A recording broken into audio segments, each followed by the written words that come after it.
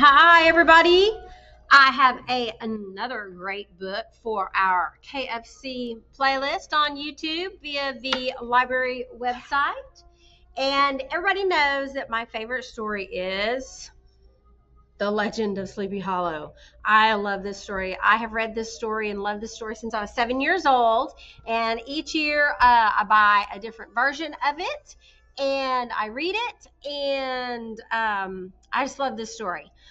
It's a legend about something spooky, and it's based on some real events that Washington Irving was a part of, or heard about. I should say that, correct that. He heard about and ghost stories from back then that the little old ladies would share. And the characters in the book are based on people that he knew, even though the characters that they're based off of did not go through these things. Like there was a Brom Bones, but he didn't marry Katrina Van Tassel. But Katrina Van Tassel actually did exist. I've seen her gravestone.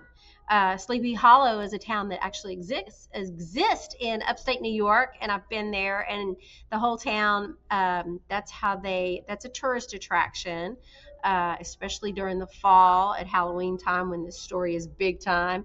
Anyways, if you ever get to go up there and see it, it's awesome, and the story is really good. And so Texas has their own version of a Headless Horseman. I found it. It's in this book that we have in the library. Ghost Stories of Texas by Ed Syers, Syers. This is in our KFC section in the library. When you walk in, turn the corner, I've made a KFC section of all the books that I've been reading the first chapters of. And this is there's a book that has lots of stories in it. Ghost Stories of Texas, based on legends and stuff like that. And then also this legend occurred, legends from down, I think in South Texas someplace. And I never can really say the Spanish name right, so forgive me for that. But I believe it's called Los Muertos. Anyways, I'm going to read this legend of a Texas Headless Horseman. He was neither first nor last to see the Headless Horseman. We will come back to that leathery Texian who claimed earliest confrontation, but more than most, this man met in close, very close, and he would never forget it. As it must do for light sleepers to survive deadly peril, a sense of dread waked him. What was it? The nicker of his nobbled horse? A quick whisper of wind? No, it was more. Something was coming on his dark camp, very near in the scrub along the riverbank. Silently he crawled into the cover of the cedar clump by his bedroll. He slid his Spencer repeater up and sighted it into the night. Then he saw it. Across the dark stream, the big Mustang drank, pawing at the ground.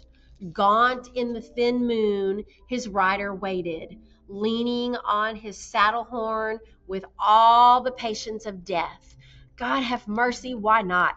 Even the faint light showed the stump above his shoulders. His head, its sombrero still secured, was a restless pendulum, swinging gently. His head was tied to his saddle horn. You'll have to look up what a saddle horn. It's part of a saddle that cowboys, cowgirls that ride horses use. They ride a saddle, and there's a part on it called the saddle horn. So you have to look that up. El Muerto, the headless one. The Mustang started across. He fired for the thing's chest. The Mustang reared, then came plunging on. The man levered 2 fast shots, sick with knowing that the first shot may have missed. Into the dark, El Muerto was gone at a gallop, his head bouncing against the horse's thigh. And the man who saw, whipping his mount in blind fright, he was gone too.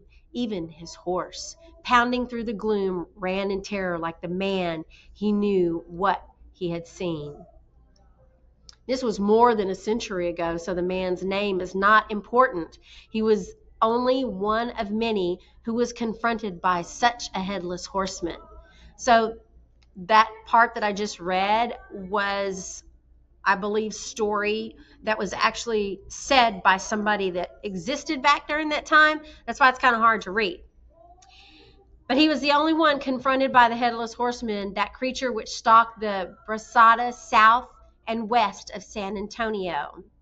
Somewhat more important is the fact that although you never could have convinced any of those who knew what they saw, this man may not have encountered a ghost. To understand this, we must consider three things, and they are widely separated. All right, I'm going to stop here so that you can read this and think about what three things we're going to have to consider to understand this ghost story, El Muerta of San Antonio, south and west of San Antonio. That was kind of hard to read because it's written in the language and the way they wrote back in the 1800s, 1700s. But once you get past that and start reading the rest of the story, it's pretty cool. And there's other ghost stories in this book from Texas.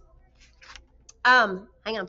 Some of them, The Thing in the Outer Swamp, Ghostly Branch, The Faithful Wife, Watchers from the Wall, The Night Riders, there's one called Jack-o'-lantern. How cool.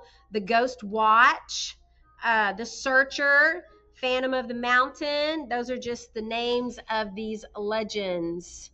The Sister, The Attic Lodger, Will's House, Cry of the Wolf, and Lady in Distress.